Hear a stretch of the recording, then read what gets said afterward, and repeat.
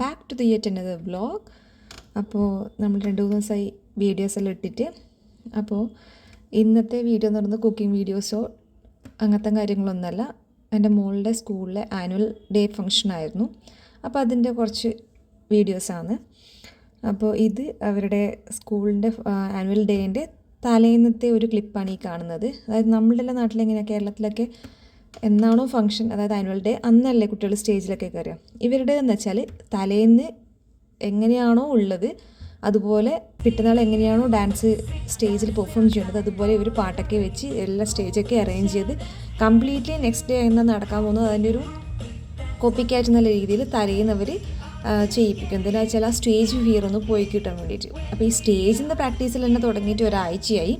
അതിനുശേഷം പാട്ടൊക്കെ വെച്ച് ലൈറ്റ്സും മ്യൂസിക്കും ഒക്കെ ഇട്ട് ഇന്നിത് തലേന്ന് പ്രാക്ടീസ് ചെയ്യുന്നത് എന്ന് വെച്ചാൽ ആ കുട്ടികളുടെ കോൺഫിഡൻസ് ഒന്ന് കൂട്ടാനും സ്റ്റേജ് കാണുമ്പോൾ ഉള്ള ഒരു ടെൻഷൻ ഒഴിവാക്കാനും വേണ്ടിയിട്ട്. അപ്പോൾ അതിൻ്റെ ഒരു ഷോർട്ട് ക്ലിപ്പാണ് ഇപ്പോൾ കണ്ടത്.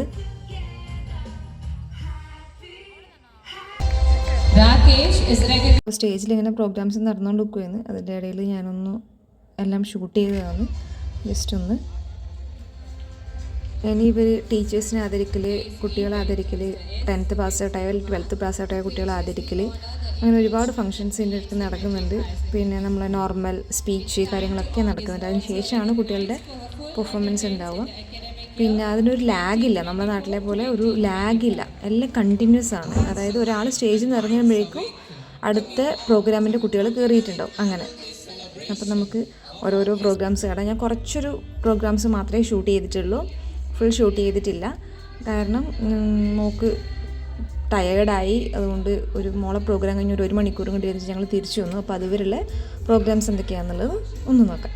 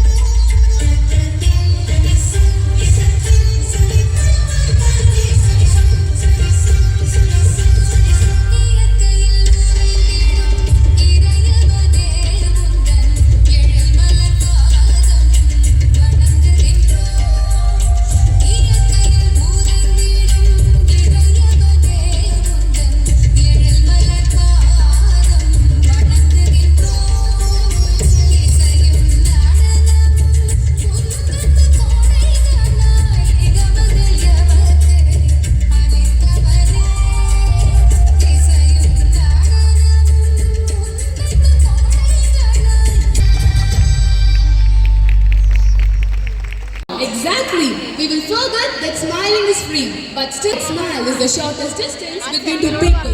But today, our students are here. നല്ല ഭംഗിയില്ലേ എല്ലാ കുട്ടികളും ഇങ്ങനെ ഓരോരോ കളർ ഡ്രസ്സിലിട്ടിട്ട് ഒരുങ്ങിയിട്ട് വന്നിട്ട് കാണാൻ തന്നെ നല്ല ഭംഗിയായിരുന്നു. എല്ലാവർക്കും അതിന് കണക്കായിട്ടുള്ള മാച്ചിങ് ആക്സസറീസ് എല്ലാം ആവും, നല്ല ഭംഗിയുണ്ടായിരുന്നു. ഞാൻ ഇതിന് വോയിസ് ഓവർ കൊടുക്കണമെന്ന് വിചാരിച്ചതല്ല, പക്ഷേ ഫസ്റ്റ് അപ്ലോഡ് ചെയ്ത സമയത്ത് കോപ്പിറൈറ്റ് ഇഷ്യൂ കിട്ടിയത് കാരണം വോളിയം കുറച്ച് അതിനൊന്ന് വോയിസ് ഓവർ കൊടുക്കുന്നതാണ്. ഡിസ്റ്റർബൻസ് ആവുകയിൽ ഒന്ന് അഡ്ജസ്റ്റ് ചെയ്യുക. ഇനിയിപ്പോൾ എൻ്റെ മോള് ബാക്കിൽ കാണുന്ന ആ പൂമ്പാറ്റിനെ നോക്കി നിൽക്കുകയായിരുന്നു. അവൾക്ക് നമ്മൾ നോർമലി TVസോ ഫോണോ ഒന്നും കാണിച്ചു കൊടുക്കാറില്ല. അപ്പോൾ അതുകൊണ്ട് തന്നെ ഇങ്ങനെയുള്ള കാര്യങ്ങൾ കാണുമ്പോൾ അവളവിടെ നിന്ന് കാണും. അപ്പോൾ സ്റ്റേജിൽ ഇങ്ങനെ കണ്ടപ്പോൾ അത് നോക്കിയിരിക്കുമായിരുന്നു. ഡാൻസ് കളിക്കണം എന്നുള്ളത് പറഞ്ഞുപോയി. കളിക്കുന്നുണ്ട് ഓട്ടോമാറ്റിക്കലി എന്നുള്ള രീതിയിൽ, സ്റ്റെപ്സും ജസ്റ്റ് മൂവ് ചെയ്യുന്നുണ്ട്. പക്ഷേ കോൺസെൻട്രേഷൻ മൊത്തം ബാക്കിലത്തെ ആ ആനിമേഷനിലാണ്. കാണുമ്പോൾ തിരിയുന്നുണ്ടാവും. മറന്നേ പോയി ഡാൻസ് കളിക്കുക എന്നുള്ളത്. കൂടിയിൽ ആ ആൺകുട്ടി കൈ പിടിച്ചതുകൊണ്ടാണ് നമുക്ക് പോകണം എന്നുള്ള ഓർമ്മ തന്നെ വന്നത്. അപ്പോൾ പ്രോഗ്രാം കഴിഞ്ഞതിന് ശേഷം നമ്മളെ പാരൻസിൻ്റെ അടുത്തേക്ക് കൊണ്ടുവരുന്നതാണ്. നമ്മൾ അപ്പോഴത്തേക്ക് അവിടെ വെയിറ്റ് ചെയ്യുന്നുണ്ടായിരുന്നു. പിന്നെ നമ്മൾ കുറച്ച് നമ്മളുടേതായ രീതിയിലുള്ള ഫോട്ടോസൊക്കെ എടുത്തു. അവരെടുത്തിട്ടുണ്ട്. എന്നാലും നമ്മളെ